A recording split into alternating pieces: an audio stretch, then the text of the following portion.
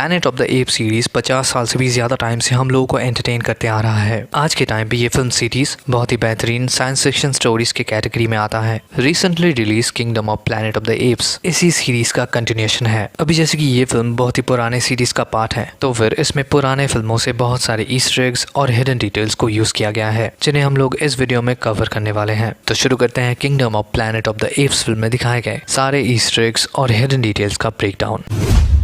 इस फिल्म में एक वायरस दिखाया गया है जो इंसानों के बोलने की ताकत को खत्म कर देता है, वहीं एप्स को इंटेलिजेंट बनाता है। ये आइडिया लिया गया है 1963 में पब्लिश्ड मंकी प्लैनेट बुक से, जिनके राइटर हैं पायर बाउली।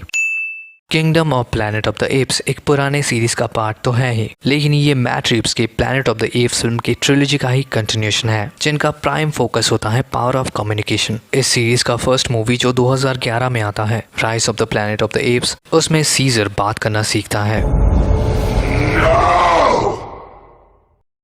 और जब वो पहली बार बोलता है, तब से ये एप्स अपने एनिमल के आइडेंटिटी को छोड़कर सेंटिएंट बीइंग्स में ट्रांसफॉर्म होते हैं। फिर dawn of planet of the apes में ह्यूमंस दूसरे ह्यूमंस के ग्रुप से रेडियो ट्रांसमिशन के जरिए कम्युनिकेट करते हैं, ताकि इन ह्यूमंस को पता चले कि दूसरे सर्वाइवर्स भी एग्जिस्ट करते हैं। वहीं war for the planet of the apes में ह्यूमंस बात करने की ताकत को खो रहे होते हैं, और इसी की वजह से वो इस वॉर को हार जाते हैं। और अभी kingdom of planet of the apes में उन ह्यूमंस का मेन मोटिव होता है इन कम्युनिकेशन डिवाइसेस को चालू करना। तो हाँ, ये मूवी कम्युनिकेशन के पावर को बहुत ही अच्छे से एक्सप्लेन करता है।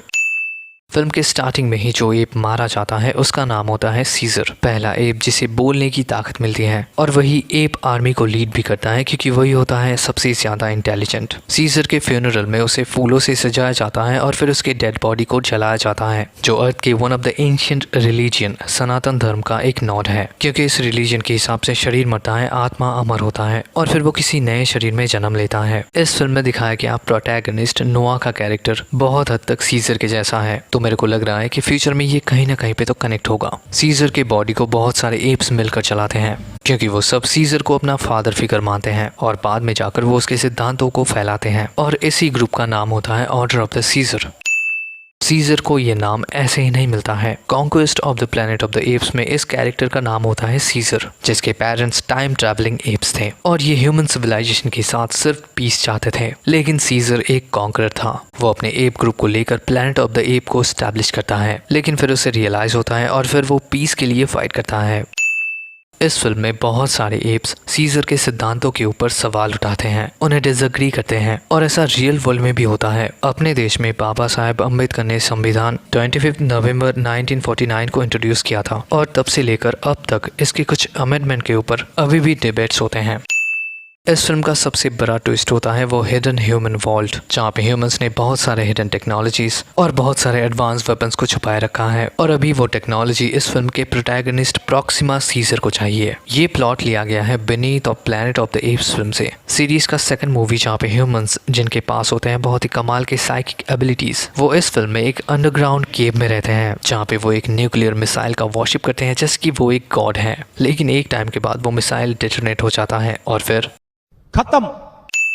फिल्म के आखिर में मे उस बंकर को पानी से भर देती हैं, जिससे वो बंकर डिस्ट्रॉय हो जाता है और वहाँ पर बहुत सारे एप्स भी मारे जाते हैं। फिर बाद में वो खुद को नोआ के सामने डिफेंड करते हुए कहती हैं कि ये जगह ह्यूमंस का है। तब नोआ कहता है, तो फिर इस दुनिया में एप्स के लिए क्या है, क्या हम लोग ह्यूमंस के साथ कभी भी एक साथ रह पाएंगे? फिर दिखाया जाता है मे ने अपने हाथों में एक गन को छुपाए रखा है, तो मतलब इस फिल्म में वो अपने मिशन में ही फोकस थी। उसके हिसाब से दुनिया में फिर से ह्यूमंस का डोमिनेशन होना चाहिए, और इसका मतलब यही है कि वो इन एप्स के साथ रहना नहीं चाहती हैं। लेकिन फिर नोआ उसे एक नेकलेस देता है, सीजर का सिंबल वाला नेकलेस, जिसका मतलब है ह्यूमंस और एप्स एक साथ रह सकते हैं, और उस नेकलेस को मे एक्सेप्ट करती हैं। मतलब मे के दिल में इन एप्स के लिए एक सॉफ्ट कॉर्नर भी है।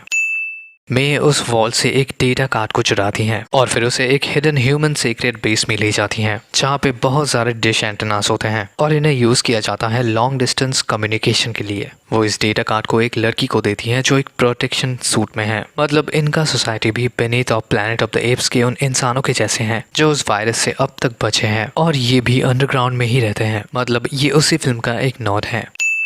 नोआ को अपने जर्नी में एक एप मिलता है जिसका नाम होता है राका, और वो ओरंगुटैन स्पीसीज से बिलोंग करता है। Original planet of the apes में ये स्पीसीज साइंटिस्ट होते हैं और सीजर के ट्रिलॉजी में ये सबसे ज्यादा इंटेलिजेंट होते हैं। राका के पास सीजर के सिंबल का एक नेकलेस होता है जिसका मतलब है कि वो ऑर्डर ऑफ सीजर का एक मेंबर है। वैसे ये शेप सीजर के रूम के विंडोज का हुआ करता था और फिर वो इसे अपने प्रिजन वॉल में भी ड्रॉ करता है। ये सिंबल सीजर के पीसफुल नेचर को दिखाता है।